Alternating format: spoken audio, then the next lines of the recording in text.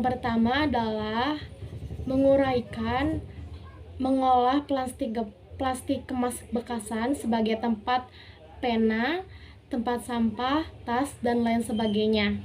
Hal ini termasuk ke dalam prinsip kimia hijau nomor 7 mengenai penggunaan bahan baku yang terbarukan. Dan sebagai SDGs atau Sustainable Development Goals yang berasal dari nomor 17 mengenai konsumsi produksi yang bertanggung jawab. Yang kedua, membawa kantong berbahan kain saat mau berbelanja untuk mengurangi limbah plastik, termasuk ke dalam prinsip kimia hijau nomor 1 mengenai pencegahan terjadinya penumpukan limbah, dan sebagai SDGs Sustainable Development Goals termasuk ke dalam nomor 6, 14, dan 15 mengenai pendidikan bermutu menjaga ekosistem laut dan menjaga ekosistem darat.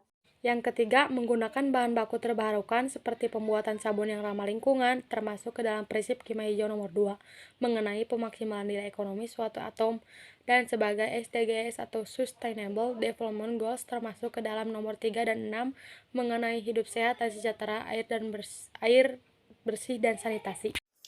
Mencegah timbulnya limbah dalam proses mendesain produk kimia yang aman, termasuk dalam prinsip kimia hijau nomor 1 dan 4 mengenai pencegahan terjadinya limbah mendesain proses yang melibatkan bahan kimia yang aman. Mencegah daripada mengulangi membersihkan limbah yang timbul setelah sintesis, dan sebagai OSGN atau Sustainable Development Goals termasuk ke dalam nomor 6, 13, 14, 15 mengenai air bersih dan sanitasi, penanganan iklim, menjaga ekosistem laut, menjaga ekosistem darat. Aspek perencanaan, ide, dan informasi. Yang kelima, memakai bahan pelarut dan pembantu yang aman, termasuk ke dalam prinsip kimia hijau nomor 8 mengenai pengurangan bahan perturunan kimia. Dan sebagai SDGs termasuk ke dalam nomor 3, 6, dan 15 mengenai hidup sehat dan sejahtera, air bersih dan sanitasi, menjaga ekosistem darat. Yang keenam, mengurangi pemakaian deterjen yang berlebihan dengan menggunakan deterjen secukupnya, termasuk prinsip kimia nomor 6 mengenai pendesain efisiensi energi, dan SDGs nomor 3, 6, dan 15. Nah, di bagian ini saya akan menjelaskan proses pembuatan biodiesel yang terbagi menjadi 5 tahap. Tahap yang pertama adalah pemurnian.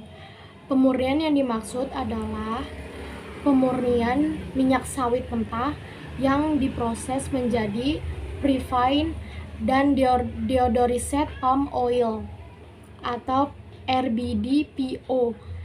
Nah, pada tahap yang kedua yaitu transesterifikasi atau yang terdiri dari metanol dan sodium metalit, yang setelahnya metanol dan sodium dicampur dengan RBDPO di mesin mixer yang bersuhu di antara 65 sampai 75 derajat Celcius.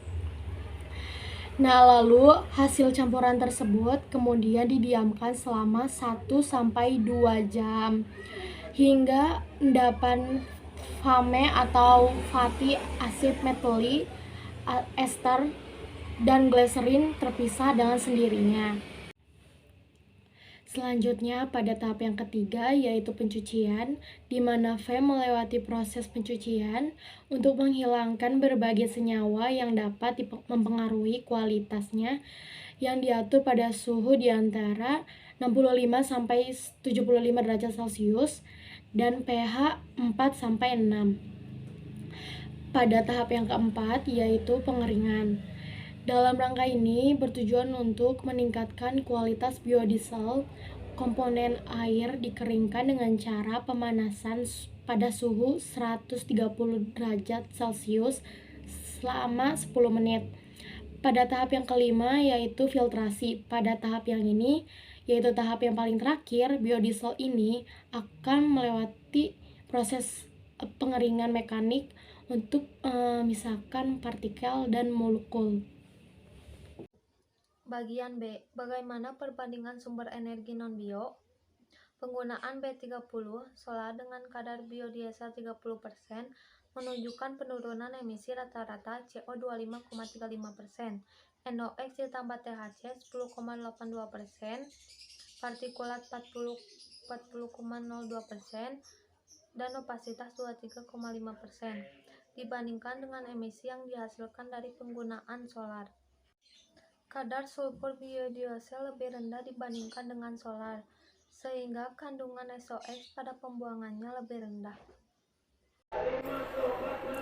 C. Hubungan biosolar B30 terhadap prinsip kimia hijau. C. Apakah biosolar B30 mengandung prinsip kimia hijau? Tentu saja, karena biosolar sudah termasuk ke dalam energi terbarukan. Bahan pembuatannya juga dari FEM atau kelapa sawit. Jadi sudah pasti bahwa biosolar B30 ini ramah lingkungan dan mendukung prinsip kimia hijau. Angin. Manfaat dari energi angin ialah tidak menghasilkan karbon dioksida atau hal-hal yang dapat merusak lingkungan.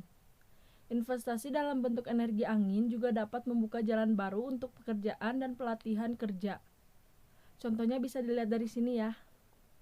Sekian dari saya, Erin Kalama Syatang, perwakilan dari kelompok 3 kimia, mengucapkan terima kasih dan meminta maaf bila ada kesalahan kata maupun kalimat, mohon dimaklumi. Saya Erin undur diri, terima kasih.